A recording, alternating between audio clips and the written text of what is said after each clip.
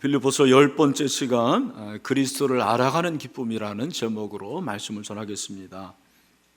여러분 혹시 누군가를 알아가면서 기쁨을 경험한 적이 있으신지 모르겠습니다. 아마 연애를 하신 분들은 이게 뭔지 좀 아실 것 같아요. 처음에 만났을 때는 상대방의 이름 그 정도밖에 모르죠. 그러다가 점점점 그 사람을 알게 되고 점점 알게 돼서 결국 결혼까지 하게 되잖아요. 그죠? 그게 바로 알아가는 기쁨인 것 같습니다.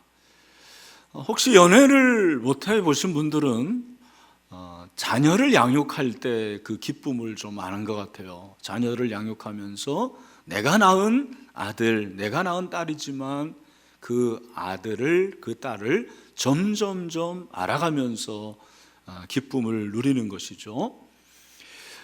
지난주에 저희 어머님이 저희 집에서 며칠 머무셨습니다. 며칠 머무시면서 식사를 하는데 그러시는 거예요. 제가 초등학교 들어가기 전에 그렇게 허약했대네요. 네. 믿어지지 않으시죠? 네, 그렇게 허약해서 하여튼 찬바람만 불면은 감기에 걸렸대요. 그래서 저를 간호하느라고 엄청 힘드셨다, 그렇게 얘기를 하시면서 놀라운 것은 초등학교 입학하면서 건강해지기 시작하더니 12년 동안 개근했습니다. 예. 근데 그 얘기를 하는 어머니의 그 얼굴에 기쁨이 충만한 거예요. 아들을 보면 그렇게 좋은 모양이에요. 며칠 동안 머무시는 동안에 마늘 까주시고 김치 담아주시고, 오늘 아침에 제가 교회 오려고 옷장을 열어보니까 세상에 와이셔츠를 한 10벌은 데려놓으신 것 같아요. 아유, 참. 2주는 입을 것 같습니다. 이게 바로 부모가 자녀를 키우면서 또 알아가면서 경험하는 기쁨이 아닌가라는 생각을 해봤습니다. 우리가 사랑하는 사람, 그 대상을 알아가는 기쁨은 삶의 활력소가 된다고 생각을 합니다. 삶을 살아가는 데 있어서 때로는 시련을 당하고 낙심하고 그리고 절망할 때 내가 사랑하는 그 사람을 생각하면 힘이 나죠. 용기가 생깁니다. 그것이 디딤돌이 되어서 점프를 하게 되는 거예요. 저는 신앙생활도 마찬가지로 생각을 합니다. 여러분, 우리가 신앙생활 할 때 절망하고 낙심할 때가 왜 없겠습니까? 그러나 우리가 사랑하는 그분 예수 그리스도를 인하여서 우리 마음에 기쁨이 충만하게 되기를 간절히 소원합니다. 여러분, 성경은 기쁨을 강조해요. 기독교는 희락의 종교입니다. 지금 여러분 이렇게 마스크를 써가지고 도대체 표정이 뭔지를 모르겠어요. 기뻐하시길 바랍니다. 기쁨은 성령의 열매입니다. 갈라디아서 5장 22절 23절에서 뭐라고 말씀하십니까? 같이 한번 읽어보죠. 시작. 오직 성령의 열매는 사랑과 희락과 화평과 오래 참음과 자비와 양성과 충성과 온유와 절제니 이 같은 것을 금지할 법이 없느니라. 아멘. 여러분, 희락이 성령의 열매인 줄 믿습니다. 또한 희락은, 기쁨은 하나님의 뜻이라고 그랬어요. 우리 주님의 뜻이라고 그랬습니다. 데살로니가전서 5장 16절부터 18절에서 뭐라고 말씀하십니까? 시작. 항상 기뻐하라. 쉬지 말고 기도하라. 범사에 감사하라. 이것이 그리스도 예수 안에서 너희를 향하신 하나님의 뭐래요? 하나님의 뜻입니다. 우리가 항상 기뻐하는 것, 그것이 하나님의 뜻이라고 그렇게 말씀을 하시는 것입니다. 그런데 우리가 기뻐할 때 그 기쁨은 원천이 달라요. 세상의 기쁨과 다른 거죠. 여러분, 세상은 무엇이 충족되고 내가 만족하면 기뻐하는 거예요. 그러나 여러분, 우리는 만족되지 않고 그리고 충족되지 않더라도 부족하더라도 여호와가 목자가 되심에 우리는 기뻐할 수가 있습니다. 우리는 주 안에서 기뻐할 수가 있습니다. 예수 그리스도 때문에 기뻐할 수가 있습니다. 우리는 기쁨을 상실한 시대를 살고 있어요. 제가 그걸 정말 절실히 느낍니다. 이 코로나19 전에 여러분의 어떤 그 표정과 지금의 표정이 좀 달라요. 여러분 모르겠지만 여러분의 얼굴에 뭔가 그늘이 좀 그려져 있고 우울하고 또 두려움, 그런 것이 없지 않아 있는 것 같습니다. 오늘 우리가 이 말씀을 통해서 기쁨이 회복되기를 축원합니다. 주 안에서 기뻐하는 여러분이 되시기를 주님의 이름으로 축원합니다. 오늘 1절에 보니까 뭐라고 그랬어요? 끝으로 나의 형제들아 주 안에서 기뻐하라. 우리 다 같이 합시다. 주 안에서 기뻐하라. 여러분, 끝으로는 빌립보의 결론 부분에, 빌립보서의 결론에서 바울이 기뻐하라 그러는데 그냥 기뻐하라는 것이 아니고 누구 안에서 기뻐하라고 말합니까? 주 안에서 기뻐하라. 여러분, 로마의 그 차디차고 어둡고 그리고 얼마나 열악한 환경 가운데서 기뻐하라고 말하는 것이 보통 일이 아닐 것입니다. 여러분, 주 안에서 기뻐하는 게 뭐예요 도대체? 주 안에서 기뻐하는 거, 주 안에서 기뻐하는 것에 대해서 초대 교부 그리스도는 이렇게 얘기를 했더라고요. 주 안에서 기뻐하는 것은 십자가에서 고난당하신 예수 그리스도로 인해 기뻐하는 것이다 그랬어요. 여러분, 예수님의 십자가를 생각하면 예수님의 십자가보다 더 힘들고 고단하고 어려운 환경이 어디 있겠습니까? 그 예수님의 십자가를 생각하고 그를 인해서 기뻐하는 것, 그것이 주 안에서 기뻐하는 것이라는 것입니다. 이 기쁨은 제 생각에는 초월적인 기쁨이에요. 초자연적인 기쁨입니다. 상식적인 기쁨이 아니에요. 그런데 이 기쁨은 최고의 기쁨이에요. 최고의 기쁨. 이 세상에 어떤 것도 이 기쁨을 대신할 수가 없는 것입니다. 여러분, 예수님 안에서 우리는 최고의 기쁨을 누릴 수가 있습니다.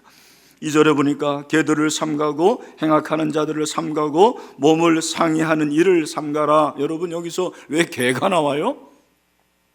성경에서 개는 사실은 좋은 상징은 아니에요. 개 좋아하는 분들 죄송합니다. 성경에서 개는 탐욕적인 동물로 그렇게 사용이 됩니다. 여기서 개들을 삼가라, 그 말은 개들을 조심하라. 이 삼가라가 세 번 나오는데 이 삼가라는 것은 조심하랍니다. 여기서 말하는 개는 그냥 개를 말하는 것이 아니고 그 당시에 율법적 유대주의자들을 가리키는 거예요. 그들을 조심하라 그러는 거예요. 또 행악하는 자들, 악한 일꾼 역시 유대주의자들입니다. 몸을 상해하는 것도 조심하라 그럽니다. 몸을 상해하는 것, 이것은 할례를 말하는 거예요. 너희들 할례를 조심해라 그럽니다. 여러분, 그 당시에 율법주의자들은 할례를 받아야지 구원을 받는다고 주장을 했습니다. 바울은 그게 아니라는 거예요. 믿음으로 구원받는 거잖아요. 그래서 3절에 보니까 하나님의 성령으로 봉사하며 그리스도 예수로 자랑하고 육체를 신뢰하지 아니하는 우리가 곧 할례파라 그랬습니다. 여러분, 할례를 받음으로 구원을 받는 것이 아니죠. 예수를 믿으면 마음의 할례를 받게 됩니다. 그러면 우리는 구원을 받을 수가 있습니다. 여러분, 이 유대주의자들은 육체를 신뢰한다고 그랬어요. 여러분, 육체가 뭡니까? 이 육체는 우리의 몸을 말하는 게 아니에요. 여기서 이 육체라는 것은 외형적인 특권을 말하는 거예요. 이스라엘 백성으로서의 특권, 선민으로서의 특권, 바리새인으로서의 특권, 그런 특권들을 자랑하지 말라라는 거예요. 왜? 만약에 그런 특권으로 따진다면, 육체로 따진다면 사도 바울은 최고의 사람이에요. 완벽한 사람이에요. 그걸 말하고 있어요. 4절에 그러나 나도 육체를 신뢰할 만하다. 내가 외형적으로 말하면 얼마나 많은 특권이 있는 줄 너희들 아느냐? 사실이 그랬습니다. 완벽한 남자였어요. 그걸 5절 이하에서 말하고 있잖아요. 나는 8일 만에 할례 받고, 무슨 말입니까? 8일 만에 할례 받았다는 건 정통 유대인이라는 거예요. 그죠? 유대인들은 8일 만에 남자들은 다 할례를 받아요. 이스라엘 족속이다, 선민이라는 말이죠. 그죠? 선택된 민족. 베냐민 지파, 혈통이 달랐어요. 베냐민 지파, 히브리인 중에 히브리인, 히브리 관습을 지키고 히브리 말을 사용하는 사람, 히브리인 중에 히브리인. 그 다음에 뭐라고 그랬어요? 율법으로는 바리새인이다. 이 말은 무슨 말이냐면 바리새인으로서의 교육을 받았다라는 거예요. 가말리엘의 문화생으로서 철저한 율법 교육을 받았어요. 여러분, 이게 그의 육체였습니다. 열심으로는 교회를 박해한다. 여러분, 그 당시에 바리새인들이 예수 믿는 사람들을 박해했는데 그것을 경력으로 생각합니다. 그것을 자기들의 자랑으로 생각합니다. 마지막으로 율법의 의로는 흠이 없는 자다. 무슨 말입니까? 율법을 준수해서 나는 의로움을 받으려고 했다, 그 말이에요.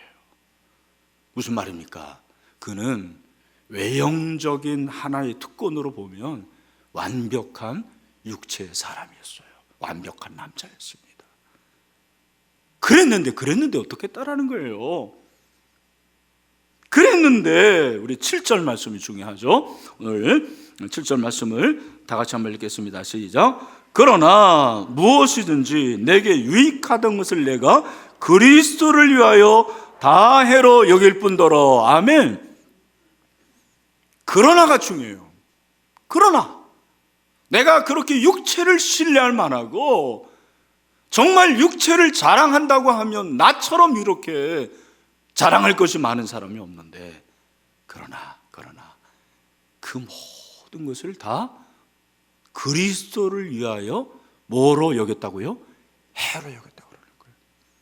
여러분, 여기서 내게 유익하던 이 말은 무슨 말이냐면, 어떤 의미냐면 나를 다스리고 나를 지배했던 그 말이에요. 여러분, 사람마다 자신을 다스리는 게 다 달라요. 어떤 사람은 돈이 지배하고요, 어떤 사람은 자식이 지배하고요, 어떤 사람은 명예가 지배하고요, 어떤 사람은 쾌락이 지배하고요, 어떤 사람은 먹을 거가 지배해요.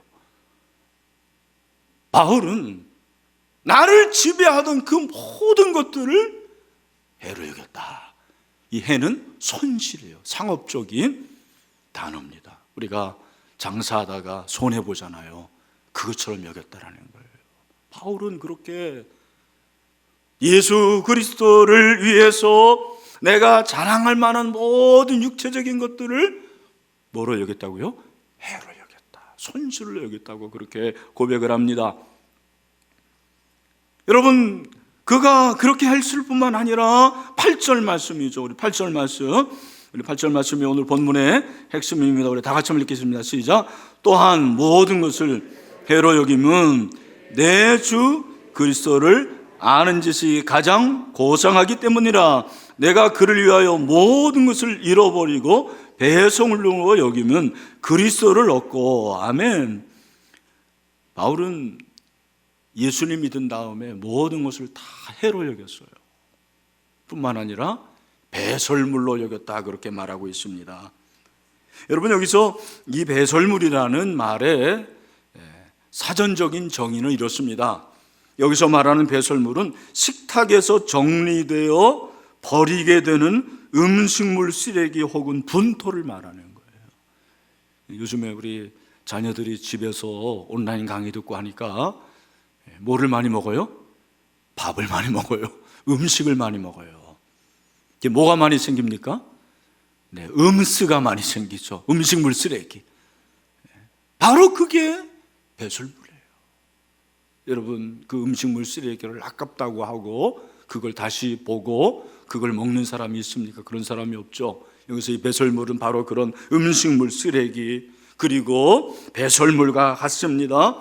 다시 말해서 전혀 쓸데없는 것으로 생각한다는 거예요. 이유가 무엇입니까? 그 이유가 무엇이냐면 8절 보니까 내 주 그리스도 예수를 아는 지식이 가장 고상하기 때문에는 그렇게 말하고 있습니다. 내 주 예수 그리스도를 아는 지식, 그리스도를 아는 지식이 가장 고상하다는 것은 무슨 말입니까? 이 말은 최고라는 거예요. 최고의 가치가 되었다라는 거예요.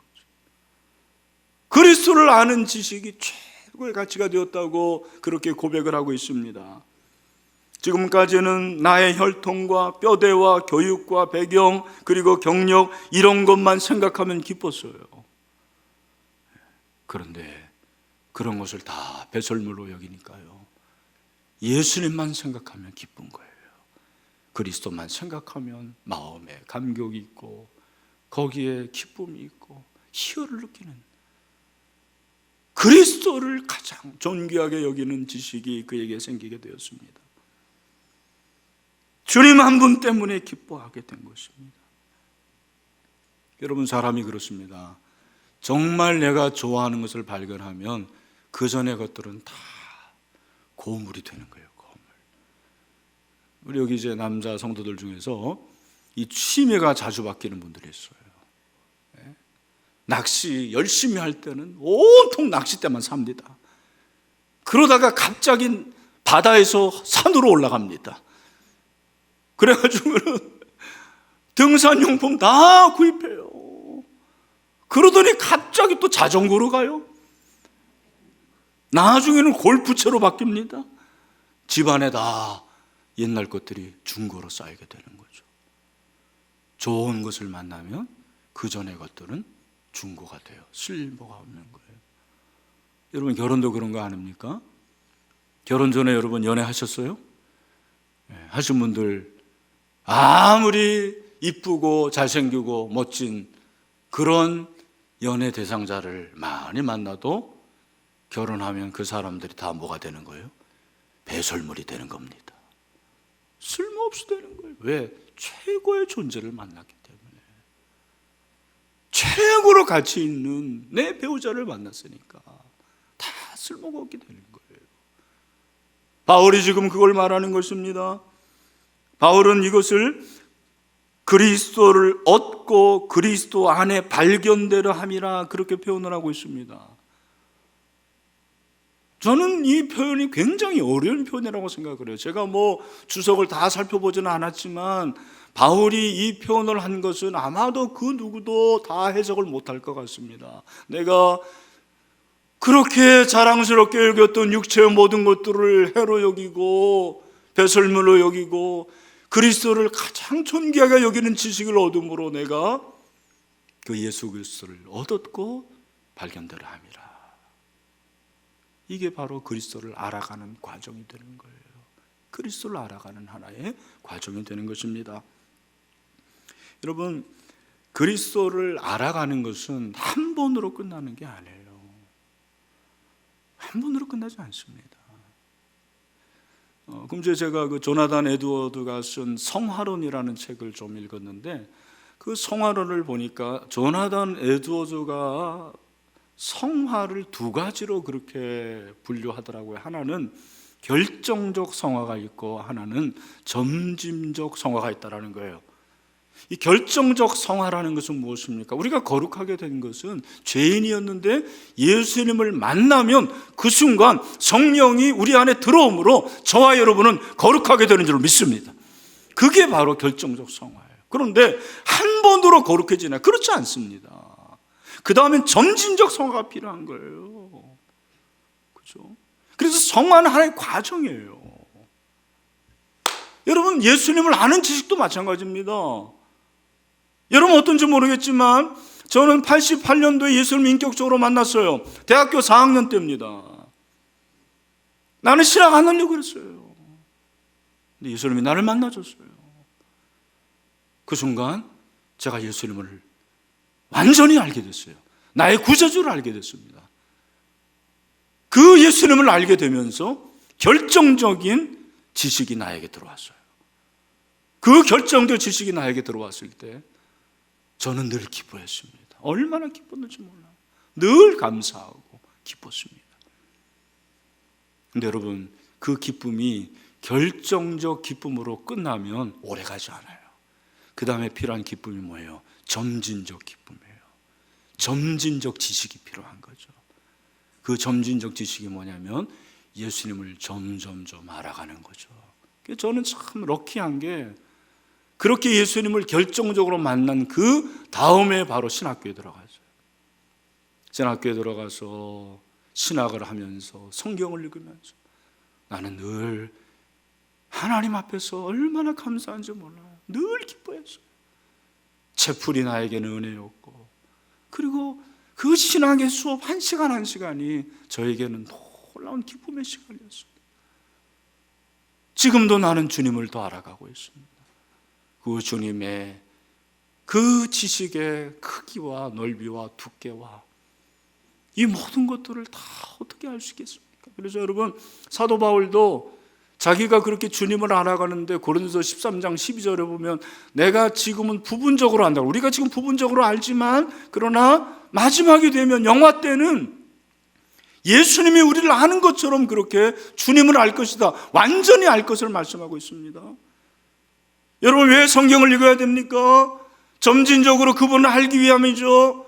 우리가 왜 묵상해야 됩니까? 그분을 점점점 알기 위함입니다. 왜 우리가 기도해야 됩니까? 그 주님을 알 때 그 주님을 아는 기쁨이 우리 가운데 충만한 것이죠. 여러분, 이 세상의 어떤 것보다도 예수님을 알고 그리스도 알아는 지식, 이 지식이 우리의 모든 것을 충만하게 하고 기쁘게 하는 줄로 믿습니다.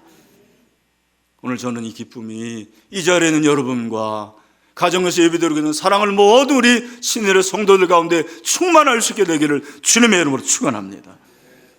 그래서 8절 하반절 9절을 보십시오. 뭐라고 그랬습니까?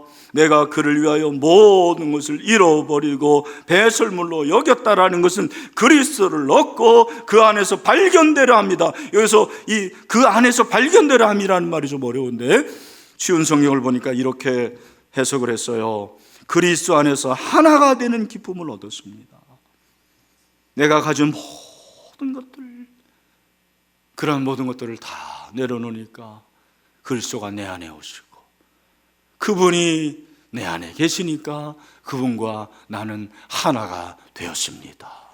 그 하나 되는 기쁨으로 나는 충만합니다라고 고백하고 있는 거죠.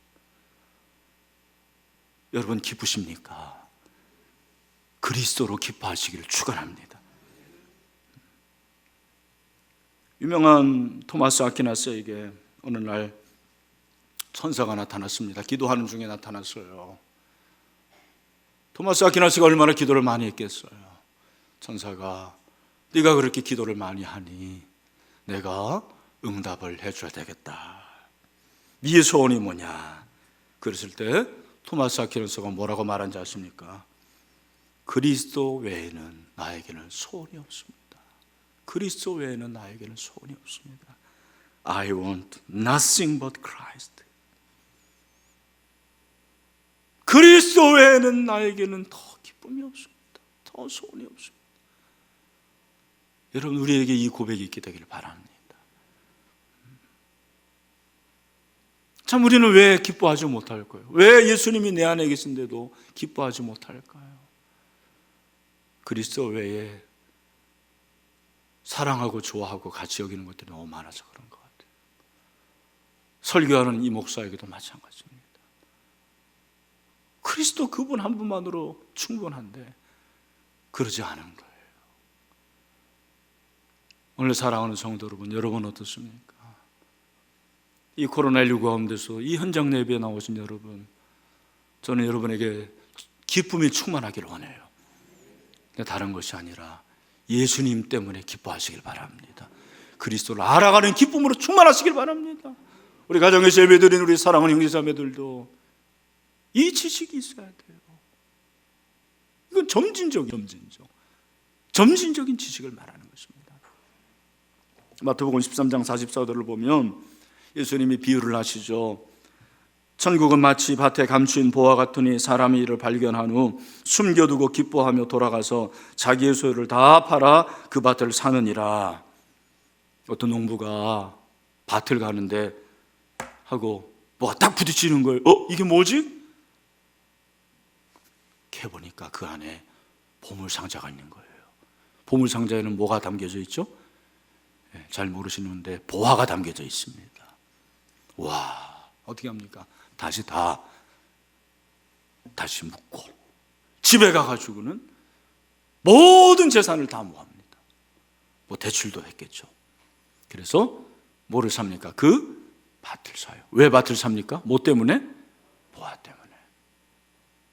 우리는 밭을 왜 사는지를 몰라요. 밭 사려고 밭 사는 걸로 생각해요. 아니에요. 여러분, 이 보화는 누구를 말합니까? 예수 그리스도를 말하는 거예요. 하나님 나라를 말합니다. 우리의 모든 것을 다해서 우리의 사랑하는 목적이, 우리의 존재의 목적, 숨을 쉬는 목적은 바로 예수 그리스도를 위한 것입니다. 그를 아는 것입니다. 근데 오늘 성경에 보니까 뭐라고 그러냐면 기뻐하며 돌아갔다고 그랬어요. 여러분, 우리에게 이 기쁨이 있기를 바랍니다. 이 기쁨은 다른 사람들이 몰라요. 왜 재산을 파는지 몰랐을 거예요. 왜 이 사람이 이렇게 희열을 느꼈는지 몰랐을 거예요. 여러분, 우리의 기쁨은 누구도 모릅니다. 가진 것이 없는데도, 부족한데도, 망했는데도, 여러분, 어떠한 상황 가운데서도 우리가 기뻐할 수 있는 것은 오직 보화 때문입니다. 그리스도를 알아가는 기쁨 때문입니다. 아무도 이 기쁨을 몰라요. 이 기쁨이 충만하게 되기를 주님의 이름으로 축원합니다. 마지막으로 10절 11절 우리 같이 한번 읽읍시다. 시작. 내가 그리스도와 그 부활의 권능과 그 고난의 참여를 알고자 하여 그의 죽으심을 본받아 어떻게 해서든지 죽은 자 가운데서 부활에 이르려 하노니. 아멘. 여러분, 10절을 보면 원래 이 헬라어 성경을 보면 제일 앞에 나와 있는 것이 무엇이냐면 그를 알기 위해서라는 게 제일 먼저 나와요.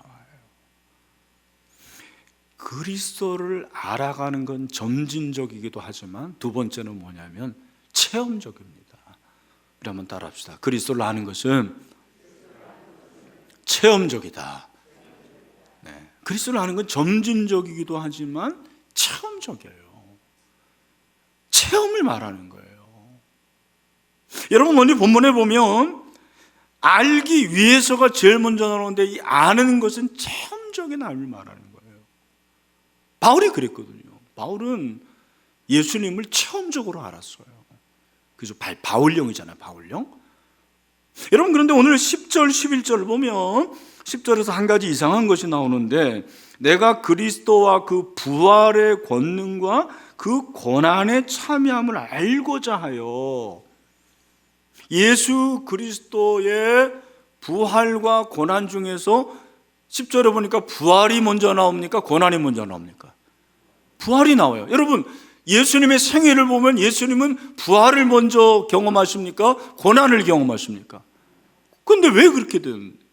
이게 왜 거꾸로죠? 왜 순서가 바뀌었죠? 저는 여기에 놀라운 진리가 있다고 생각해요.